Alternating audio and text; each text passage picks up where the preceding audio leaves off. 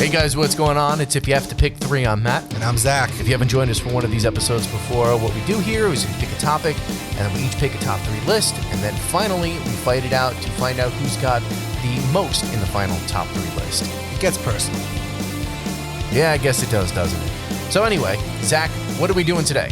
Well, I think first and foremost, we should all agree that ACDC is one of the greatest rock and roll bands of all time.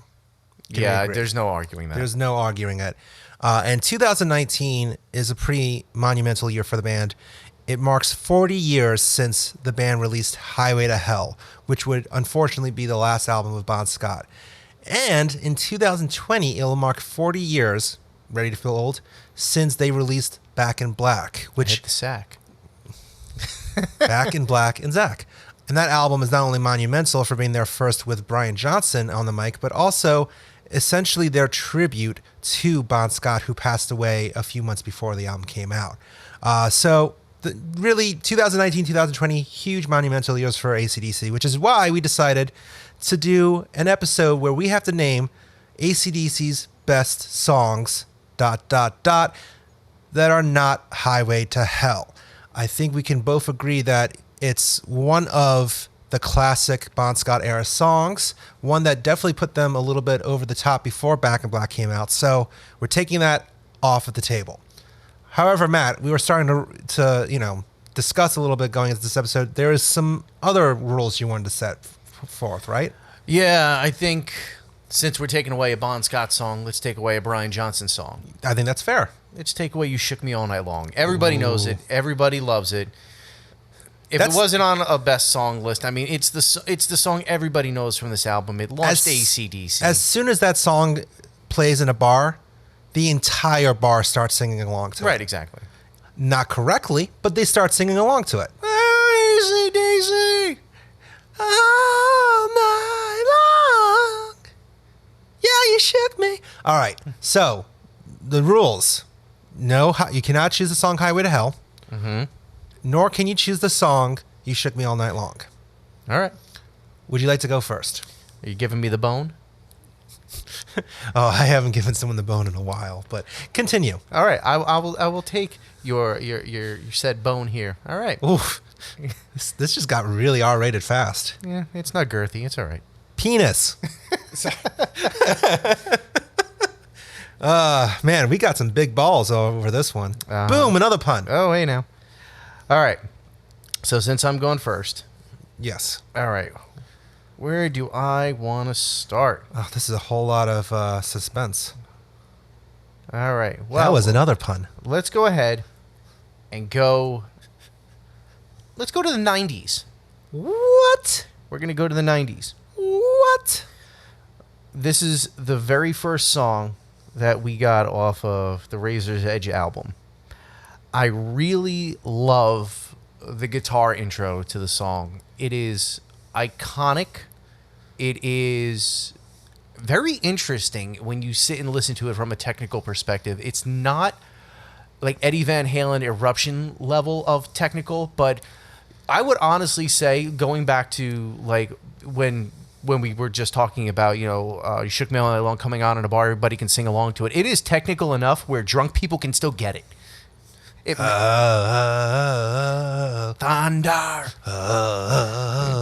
Yeah, it's got to be Thunderstruck. I love this song. It's even the song that me and my wife walked out to on our wedding when they introduced the wedding party and whatnot. Oh. Yeah, she agreed to Thunderstruck. Wow. So it's one of those songs also, as soon as you're in an arena, like the team's about to come out, and it's game on. It's game time. Yeah, it's an awesome song. I love Thunderstruck. Always have, and I honestly think it's also on a very underrated album, but that's just me. So very cool. So that's your first. That's pick. number one. Number two, we are going to go all the way back. We are going to go to. Oh, let's see. We're going to go back to 76. Ooh. Yeah, we're going to go back to Bon Scott. And we are going to go... let's see. I had a couple of songs off of High Voltage. We're going to go with TNT. Ah, nice. Dynamite. And I Will Not Fight. I'm a power load. It's just such a gritty song. And Bond's voice on here, along with Angus, I mean, it's just such a killer song. It's almost like an anthem, like kind of for like the working man. It's just to me, it's a killer song. I mean, there's nothing else that I can really say about it. I mean, everybody knows TNT. As soon as the opening guitar riff comes on, and then the ois kick in, it's what AC/DC is known for. It's one of the things that when you go to an AC/DC concert, you're going to hear that song. You're going to have to, chant along with the band. It's just a really fun time when they play TNT. So that's number 2. And number 3. So, let's see. How can I not go back to the album where you weren't sure where AC/DC was going to be? After Bon Scott, and then this no-name guy, Brian Johnson, kind of steps up to the plate here. And they knock it out of the park with their biggest album, Back in Black.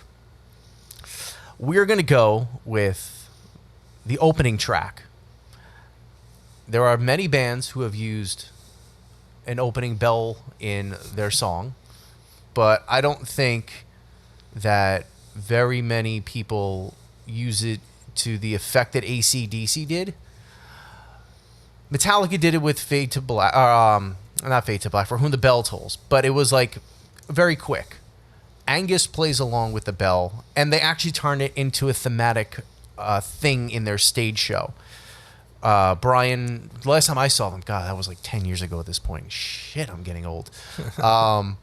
But Brian Johnson actually jumps upon a rope underneath a giant AC/DC bell and starts ringing the bell back and forth, and it's Hell's Bells. It's a killer song. The Devils used it for forever when they were coming out. It's just one of those songs that as soon as it hits, you know who it is. Even if there's other songs, like I said, that use an opening bell, this bell is very, very iconic. At least to me it is. And you just know that it's Hell's Bells as soon as that first opening bell hits. So that's my top 3. That's your top 3? Thunderstruck, TNT, and Hell's Bells. All right. Pretty good list. I'd say so. Is it the best list? Together. Is it the best list, though? Absolutely. Let's find out. Let's hear my list, then. All right. First song.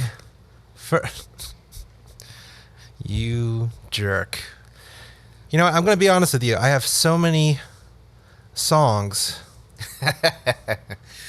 It is a hard band to whittle down the great songs. Like, because you can just literally put on a random playlist and just be excited about the whole thing. It's great. I can give you 10 tracks that make up an entire AC/DC album just of the top 10 AC/DC songs. Yeah. Just like that.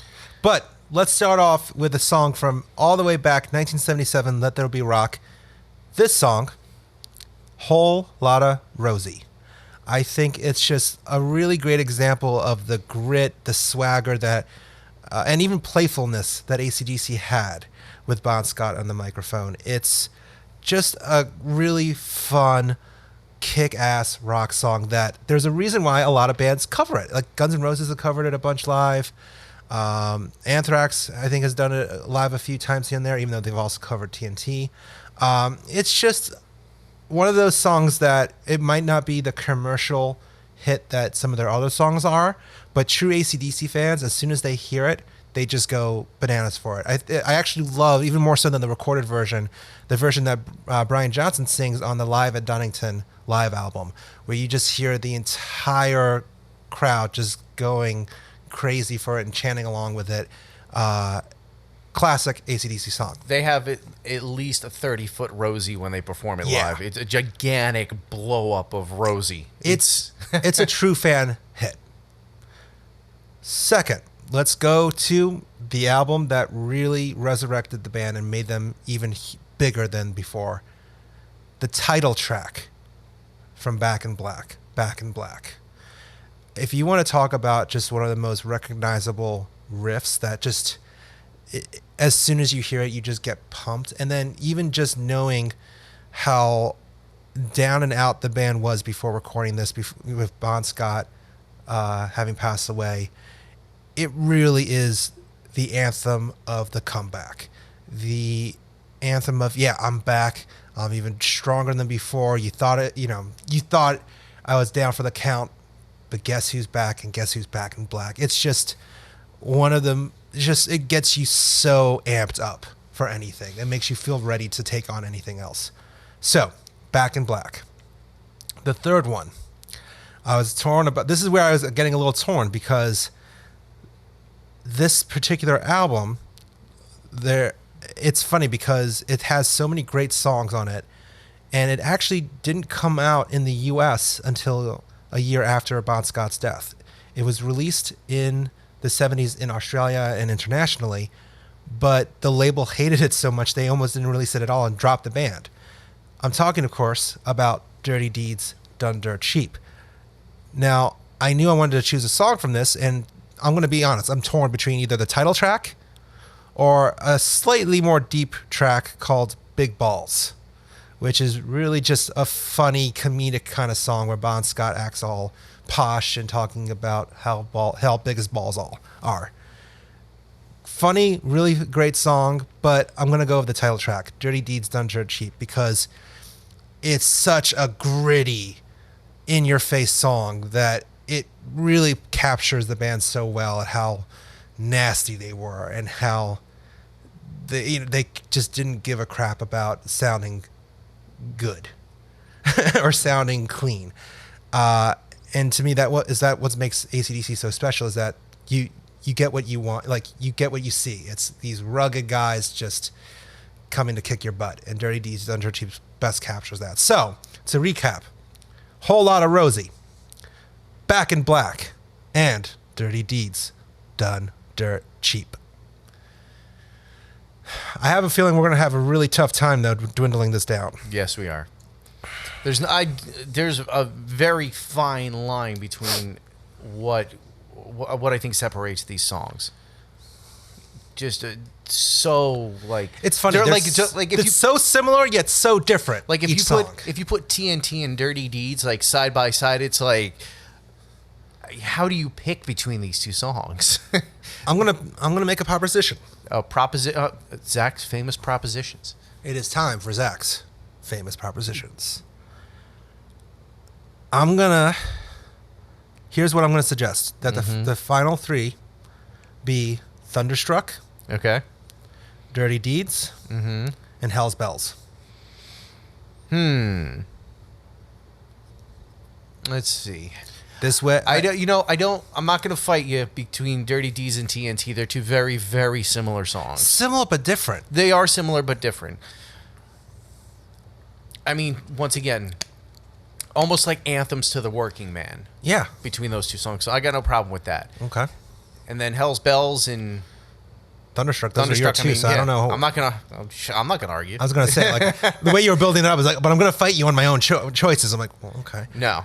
So do you think that's a fair? I think it is fair. Because I'm not gonna lie, so Whole Lotta Rosie is such a great song, but Thunderstruck, as soon as you hear it in an arena, yeah, at a sports game, like that's when you kind of know that a rock band has crossed into the mainstream. Was that when their song starts playing? And granted, a lot of songs from AC/DC are like that, but when you have a song that as soon as it starts playing at the beginning of a game, the entire arena of even fans who don't even know what a guitar is, that made me sad to say out loud, but like literally when an entire arena of non-music fans can go